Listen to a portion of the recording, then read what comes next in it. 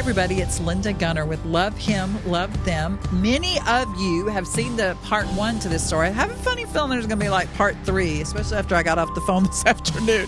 But for those of you who remember when we found the 79-year-old woman on the side of the road who was out of gas, and Merlanda and I thought that she was Nancy that works with our shoe ministry, which, by the way, if you have an old pair of shoes, hey, I want you to think of me when you have those shoes and you're looking in your closet.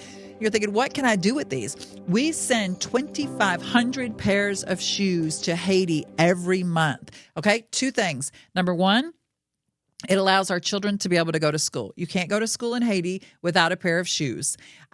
Number 2, it keeps women out of sex trafficking. Okay, so the next time you look at your old pair of shoes, because women can actually take those shoes and we set them up in businesses through our micro enterprise program, all the way from down in the valley to up on Shasha Mountain, to be able to have shoes. That's their business to be able to sell. So now they don't have to resort to other horrible, horrible things. Okay, so I've gotten off track just a little bit. So we thought there was Nancy on the side of the road because she has white hair. I've already told you guys this part. And so Merlanda, my 13-year-old daughter, who's also from one of our orphanages in Haiti, saw her and said, Mommy Linda, we have to stop. We have to stop. So we pulled over, and I thought, actually, we were on our way to meet our builder for the house. And I thought, of all days, this is just not a good day. Has God ever interrupted your plans in the middle of it? Or you didn't realize it was God that interrupted you? This was definitely God, because there was nothing else on my agenda that I wanted to do more than to go meet that builder and get our home started.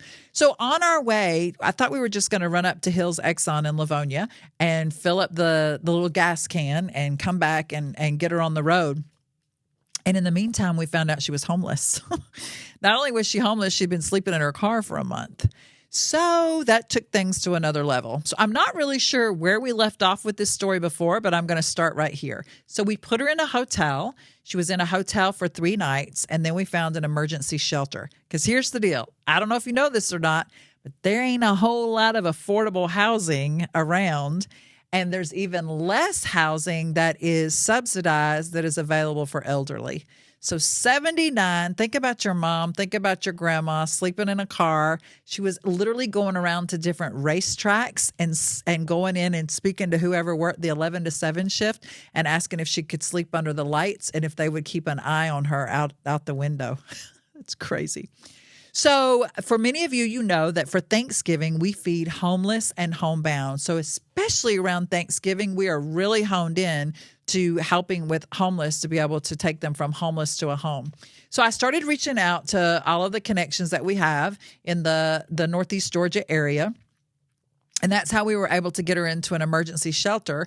But when I went to the emergency shelter, I was like, oh my gosh, if this was my mom, I can't leave her here, right? So we went, oh my goodness, every single, I think it's called income-based housing development anywhere, and every single place had a stack this high. You qualify to live there by what your income is. She had Social Security, and you qualify to live there by how many people are going to be in the apartment, right? So she only qualified for a 1-bedroom. Well, apparently 1-bedrooms are the most popular.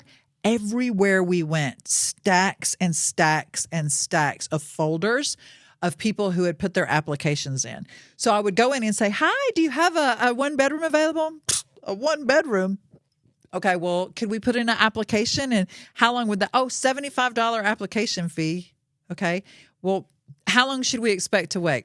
A year and a half. It's like a year and a half. You got to be kidding me. So same story over and over. I literally went physically to 10 different places and called at least 50 different places because it didn't matter where in the state she was.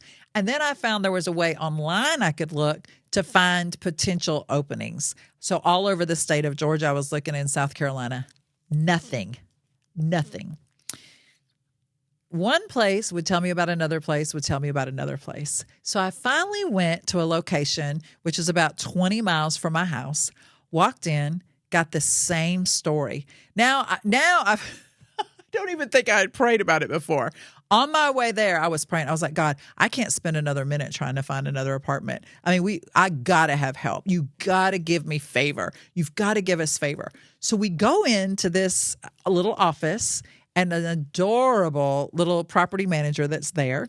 And so I said, same story. And she goes, I said, how many, do you have any one bedrooms? No. And she goes, wait a minute, what size? And I said, 1 bedroom. She goes, yeah, actually, I do. I have a 1 bedroom that just came open this morning. I was like, this morning? Yeah. She goes, the only problem is, and she hands me this stack. She says, I have this many. Now, these are folders, like remember back in the day, manila folders? This stack of applications for 1 bedrooms. And I was like, oh, my goodness. She goes, but why don't you go ahead and put in an application? And I said, what is the point? What is the use? She said, well, I'd be happy. She just starts looking at me. I mean, I almost felt like I was talking to somebody supernatural. She goes, why don't you just go ahead and put in an application? And I was like, okay. So I pay. And then I thought, oh, she just wants my application fee, right? So we put in the application.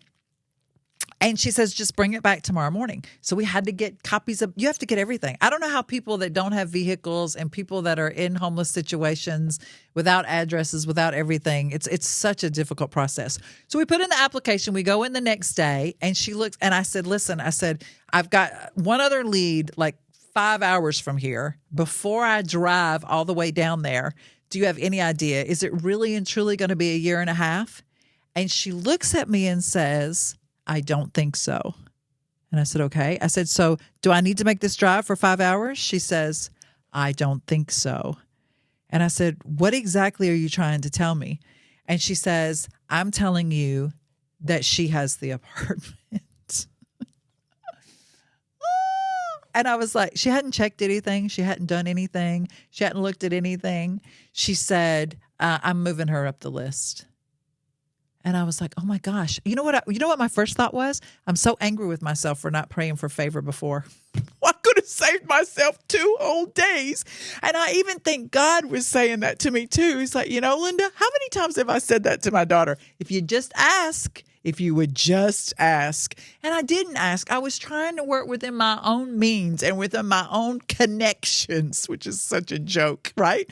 Going around thinking the harder I worked and the more places I went and the more people I called.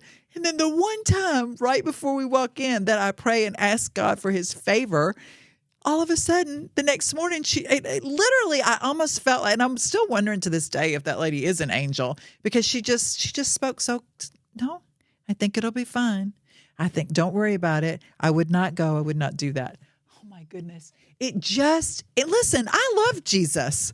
I believe in God more than anybody I know. I know that prayer works. I have a television show called Miracles with Mommy Linda. And yet in the midst of one of the greatest needs that we had at that moment, I did not ask God to help me. I did not ask God to help me. And you know what? I think there are certain things that we think that we pray for, if somebody's sick no, he cares about, he knows how many, everybody yells at me about playing with my hair. He knows how many hairs I have on my head. He cares about every single detail of my life. And at that moment with me helping Elizabeth, he certainly cared about where she was going to live, and yet, do you remember whenever Paul was struck on the Damascus Road? All of a sudden, his will completely changed, right? His will previously was to kill Christians. And in a minute, bam, God changed his will. Do you not think that God can speak directly to that woman, to that property manager, and say, this is who I want to have in this 1 bedroom. You need to make this work. I mean, it just blows my mind how much time, effort, and energy. What is the song, What a Friend We Have in Jesus? All our griefs to bear, everything. So if you don't get anything out of this today, get this. Learn from my mistakes. Ask God about everything. He is sitting there waiting. We're trying to love him and love them. You don't think he wants to be on the bandwagon to also love them? It's time for us to remember to put him first. And it would save us so much time, so much. Just think how many other people we could have helped in that same week's time frame. It's our job to love him and love them. But many times we just need to ask.